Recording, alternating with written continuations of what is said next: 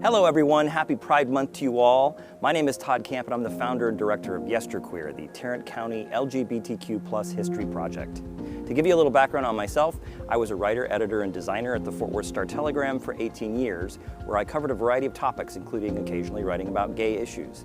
In 1995, I started a gay film discussion group at my alma mater, Texas Christian University, which was expanded into Q Cinema, Fort Worth's Gay and Lesbian International Film Festival in 1998 with co-founder Sean Moore. I served as the festival's artistic director for 14 years, during which time I introduced the idea of a gay history project. My initial interest centered around documenting the more than 300 LGBTQ bars that have existed in Tarrant County over the years, but I broadened my scope during COVID-19 lockdown when a private Facebook group I started began to double and triple in size as a response to my regular postings on local gay history, as well as showing items from the archive of materials I'd collected over the years. When COVID lifted, I started a gay history happy hour to see if interest extended beyond an online presence, and its success has inspired me to turn Yesterqueer into a full-fledged 501c3 nonprofit organization. Yesterqueer is dedicated to preserving the stories, memories, photos, and ephemera of the LGBTQ+ community of Tarrant County. Our goal is to share that information across a variety of digital channels, as well as through public discussions and events, very much like this one, in order to generate interest in our community's rich history, not only with the people who remember it, but with future generations of queer youth and allies who hope to learn from it. If you'd like more information about Yesterqueer or want to know how to sign up for our newsletter or volunteer, I'll have more information at the end. But without further ado, let's move on to today's topic, more than 50 years of pride in Tarrant County. The origins of the gay pride movement date back to 1969 and center around the patrons of the Stonewall Inn, a small bar in Greenwich Village in New York City. Since its establishment in 1967, the bar had been frequently raided by police officers trying to clean up the neighborhood of sexual deviants. But when police officers attempted to raid the establishment around 1 a.m. on June 28th, angry gay youth, drag performers, and others clashed with the aggressive officers, with a melee spilling into the streets and leading to a 3-day riot. Despite generating thousands of protesters, the event received only minimal local news coverage, but nonetheless ignited the fire behind what would become America's modern LGBTQ rights movement. In 2009, Fort Worth would share its own connection to this historic event when a local gay bar was raided on Stonewall's 40th anniversary, but we'll get to that later. The first ever gay pride parades were held on June 28, 1970 in New York, Chicago, San Francisco, and Los Angeles. However, the historic LA event, which is the first permitted parade, actually has Cowtown roots, believe it or not. The Christopher Street West Parade, as it was known, almost began as a march or a demonstration, but one of the event's 3 organizers, the Reverend Troy Perry, who was also the founder of the Metropolitan Community Church, famously said, "No, we're going to do a parade, this is Hollywood." Christopher Street West's other 2 founders were the Reverend Bob Humphreys, who was also founder of United States Mission, and a young man named Morris Kite. Kite was born in Comanche County, Texas, and graduated from Texas Christian University in 1941. He founded the Gay Liberation Front LA and was a co-founder of Aid for AIDS in 1983, the Gay Community Center in 1971, now the Los Angeles Gay and Lesbian Center, the Stonewall Democratic Club in 1975, and many others. He is remembered as one of the fathers of the gay and lesbian civil rights movement. Go Frogs. Though Fort Worth wasn't exactly an early adapter to the gay rights movement, I did find mention of a Gay Fest picnic hosted in Oakland Lake Park on June 1st, 1975. The event was sponsored by a newly formed gay organization called AURA, which stood for Awareness, Unity, and Research Association, founded by local activist Ken Sear. There may have been several of these held prior to the formation of the first official gay pride group in the early 80s. Gary Taylor, better known by his drag persona Raina Lee, is said to have begun hosting gatherings for groups of gay friends in the mid to late 70s. The first gatherings were held at Forest Park's Shelter House, which provided a place to meet in public and allow attendees to be themselves without judgment, without discrimination, and without fear. These gatherings eventually evolved into the Pride Picnic. The first official Pride Picnic was held on June 19, 1982 at Forest Park at the Shelter House and on a large grassy slope nearby dubbed Raina Lee Hill after the event's founder. It was followed by a week of activities at area bars and other LGBTQ organizations. This led to the formation of the Fort Worth Gay Pride Week Association, which has hosted an annual parade and picnic for more than 40 years. Ranelagh Hill lies directly beneath St. Stephen Presbyterian Church, which I remember having been dubbed Fort God in my TCU days because of its resemblance to a hilltop castle. I heard some chilling anecdotes from more than a few folks at those first truly public gay events. Many feared that a potential sniper might be on the roof of the nearby church, calling to mind the 1966 Charles Whitman massacre at the University of Texas in Austin. Those recollections cast an uneasy pall over recent Pride celebrations, especially in this charged political climate in which we're living. The first Tarrant County Gay Pride Week Association sponsored event the following year came with more promotion, including posters, a program, t-shirts, hats, pins, etc. It also drew a much larger crowd with more than 1,000 in attendance and opening remarks by Don Baker of the Dallas Gay Alliance. Baker was best known as the primary plaintiff with the backing of the Texas Human Rights Foundation in the Baker v. Wade case in 1982, which challenged the 2106 law, a Texas code which bans homosexual conduct of any kind. Other Pride celebrations throughout the 1980s brought a number of firsts. In 1984, the event's Forest Park location sparked a battle with the Fort Worth Parks and Recreation Department because of the area's reputation as a gay cruising spot, leading to a new location in 1985 at Greenway Park. Casting a shadow on the blossoming Pride movement nationally, however, was the arrival of a new disease dubbed GRID, gay-related immune deficiency, which first emerged on both coasts and began spreading throughout communities of gay men in large cities in 1981. More accurately renamed AIDS, autoimmune deficiency syndrome, in 1982, the disease didn't officially make its way to Tarrant County until 1985, with 32 confirmed cases and 19 deaths by November of that year. Almost overnight, bars became unlikely hosts for memorials, and organizations turned to fundraising for those impacted by the illness. Longtime familiar faces, community leaders, and popular performers were eulogized far too often and far too soon. Tiger Lil, aka Michael Courier, a legendary local drag performer, was one of the first high-profile locals to be claimed by AIDS in 1987 at the age of 31. She was followed by Michael Robinson, aka Mother Michael, another local pillar, in 1990. But Pride still found a way to move on, hosting floats in the Dallas, Houston, and San Antonio Pride parades. Finally, in 1989, the group held Fort Worth's first official Pride Parade on June 4th. The parade kicked off on Rosedale and proceeded down South Jennings Avenue past Pennsylvania, the heart of the Cowtown gayborhood, or the closest thing Cowtown had to one. The area had come home to community bars like the 651, across the street, the Corral, and the Come Along Inn. By the 1990s, the local media began to take notice of the celebration, as demonstrated by the selection of pictures from the 1990 parade by Fort Worth Star-Telegram photographer Joyce Marshall from the UTA Special Collections Archive. The Grand Marshals pictured our local legend Ranelagh, aka Gary Taylor, the mother of gay pride in Fort Worth, with Jerry Cassidy, better known to friends as Big Mama. Cassidy was a fixture of gay nightlife, having worked at clubs as far back as the late 1960s. Sadly, Taylor, who was a tireless advocate in the fight against AIDS, lost his battle with the disease just a little over a year later. He was 42 years old.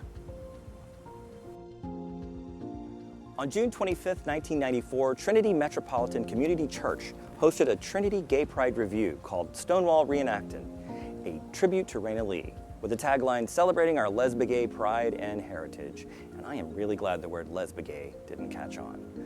One of the show's opening lines was, "The best way to silence a people is to rob them of their history." And the presentation endeavored to do just the opposite, providing speakers on a variety of topics, including the community's political, religious, and organizational history, followed by a reenactment of the Stonewall riots.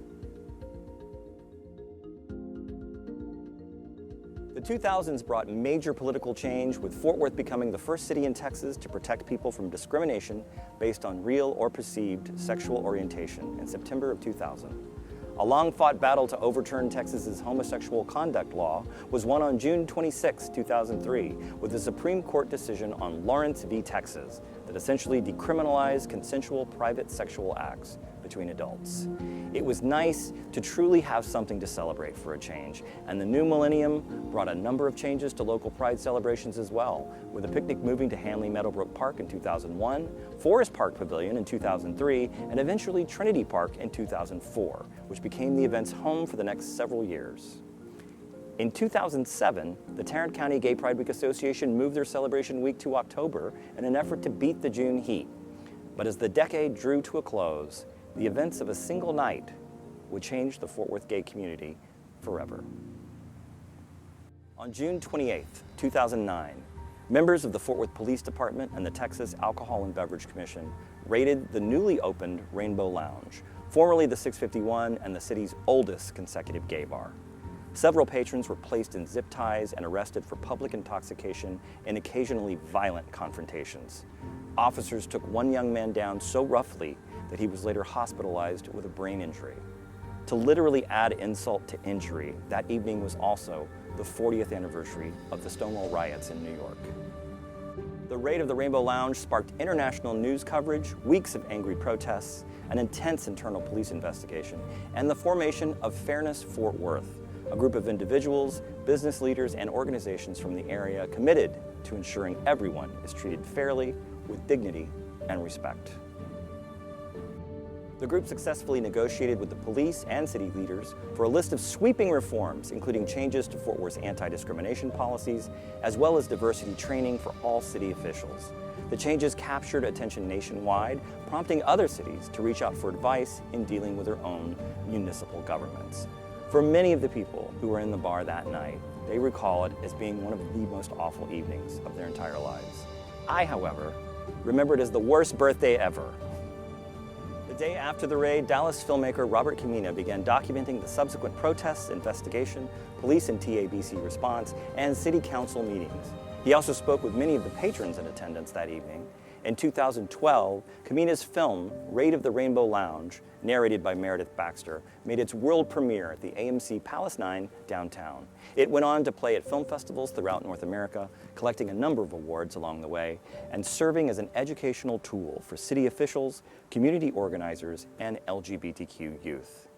Here's a look at the trailer.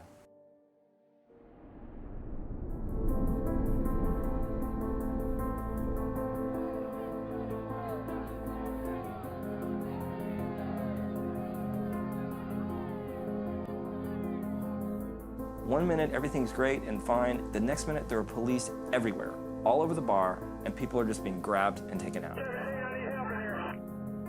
He grabbed the guy in front of me, grabbed him by the shoulder, turned him around, told him that he was drunk, put him in zip tie handcuffs, and then dragged him off in front of me. They were taking someone out. They were taking another person out. And they were slowly taking people out.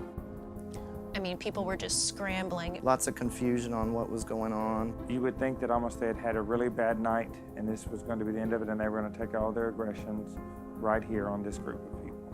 They had a young man pinned up against the wall. They took him to the ground, face first. They were all jumping on his limp body with their knees and elbows in the back of his neck. I had actually never seen violence like that in person before. I was afraid. Are they going to attack more people? Are they going to target more people? Those officers took something from me I may never get back. They took my sense of safety and security. And they had no right to do that. And it was offensive to us to suggest that it's our fault that the violence was used against us. That we were making sexual advances and we groped an officer and we were dealt with accordingly. It sickened me because that's the blame the victim mentality. We need to do something. We need to do something today. It was very clear from all the positioning of the mayor and the Fort Worth police chief that they wanted nothing to do with what happened at the Rainbow Lounge. Our goal was to stand up for ourselves as a community. I think this tragic event has created and will create so much wonderful change in the community. These are things that have all begun because of this incident. I hope that at some point, at the very least, we learn something. We as a city have recognized that we have some shortcomings, and we're stepping out to address those.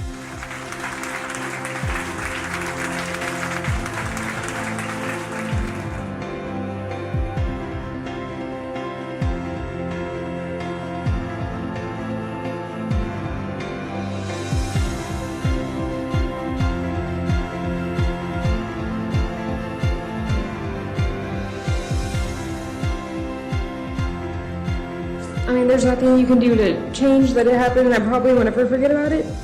But we just need your help to move on.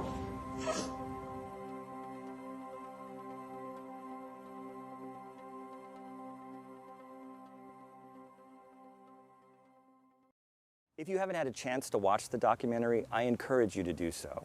It's a fascinating, by-the-minute record of what transpired that night and afterwards, and its depiction of the raw emotions from those of us who were there is as palpable today as it was then. You can currently stream it for free on Tubi. The 2010s brought the largest visibility Tarrant Pride celebrations have had to date. While the annual parade had always been down South Jennings Avenue, in celebration of the 30th Pride celebration in 2011, the parade moved downtown, with a big post-parade party taking place at the park in front of the Tarrant County Convention Center. The move sparked significantly more news coverage, including all of the local TV stations, as well as a much more vigorously nasty group of protesters. But this decade made it clear that the Fort Worth LGBTQ community had become an essential part of what makes Cowtown special. The Pride festivities in 2015 were extra exuberant when on June 5th, 2015, with a 5-4 decision in the case Obergefell versus Hodges, the United States Supreme Court declared same-sex marriage legal in all 50 states. But the community was dealt another disappointing setback 2 years later, when in the early morning of June 1st, 2017, the first day of Pride Month, a fire ripped through the iconic Rainbow Lounge, destroying Fort Worth's longest-running gay bar. Having opened its doors in 1969, the same year as the Stonewall riots sparked the rise of the gay rights movement, a symbol of LGBTQ longevity was reduced to ashes.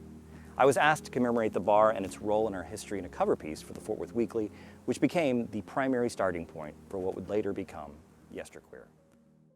The end of the decade also saw a new generation of Pride arise from the ashes with the arrival of Trinity Pride in 2019, reintroducing a June event just in time to celebrate the 50th anniversary of the Stonewall riots. They held their first wildly successful festival on Magnolia Green on the city's south side and revived the tradition of celebrating National Pride Month in June, despite the Texas heat.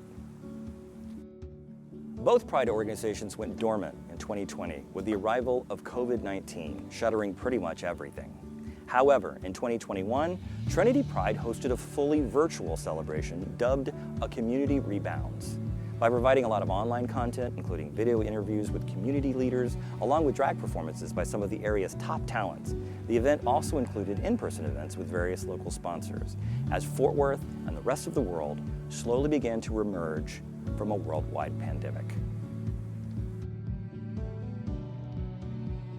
In 2022, the Health Education Learning Project, HELP, hosted the first Arlington LGBTQA+ Pride at their Mid-Cities location, which proved to be a packed and auspicious debut, followed by the return of Trinity Pride later that month. This year's Pride Month is more packed than ever, with Arlington Pride jump-starting the month on June 10th, followed by the LGBTQ+ Saves Picnic on June 17th, and Trinity Pride on June 24th.